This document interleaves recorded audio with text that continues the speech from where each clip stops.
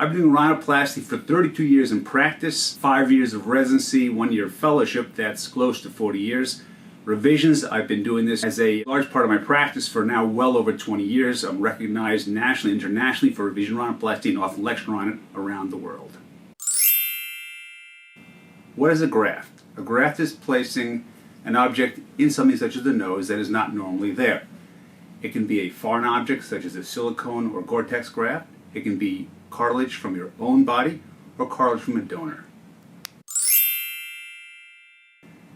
I prefer graft sources from the patient's own body. The first and best source is the patient's own septum, which we remove like fixing a devious septum. The second source is ear cartilage.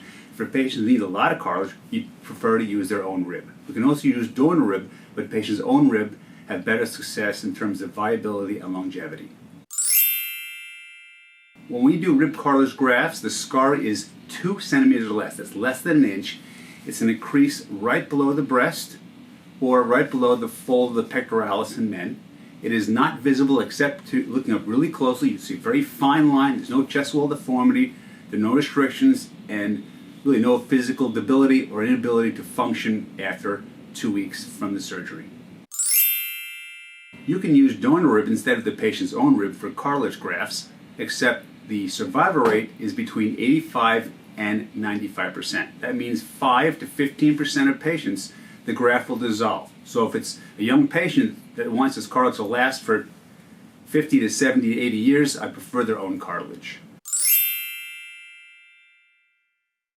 I find that harvesting rib cartilage is a much easier operation than it used to be. The incisions are much smaller, and actually patients find that there's minimal pain. They say that the chest hurts less than when they had ear cartilage used elsewhere. In terms of comparing to donor rib, a donor rib can be a variable quality. Sometimes it's good, sometimes it's iffy. Also, it can dissolve in 5 to 15%. It is very friable, cannot be carved as thin as your own rib. And again, this is a foreign substance, which is human, but it's dead cells.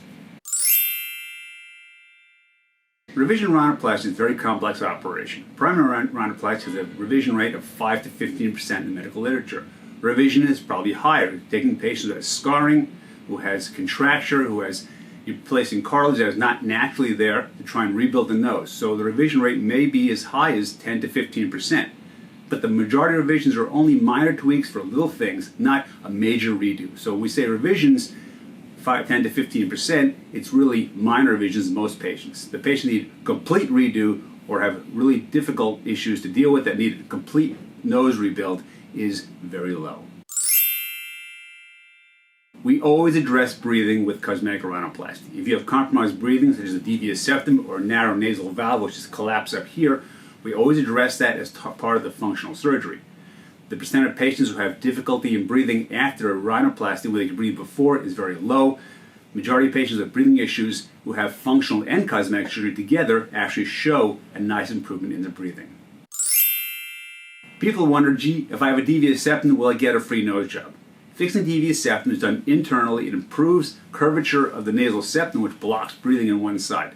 We can fix this intranasally or from inside the nose, improve breathing, but there's no external change at all. So the concept that you can get a free nose job from fixing devious septum is really an old term. That's when people would use it as an excuse of, gee, why did you get a nose job? Well, I had a breathing issue. Well, that goes back decades. So really, we can fix breathing without cosmetic. If you want cosmetic, we can do it in addition to functional surgery, and it's an additional charge because it's a much more complex operation. Patients sometimes regret having rhinoplasty when they don't like the results. They say, can I have my old nose back? So we can try to mimic your old nose, but really patients are saying, I like my old nose and my new nose actually looks worse than my original nose. So we do imaging to decide what their goal is, what we want to create, being close to their old nose or a better version of their new nose.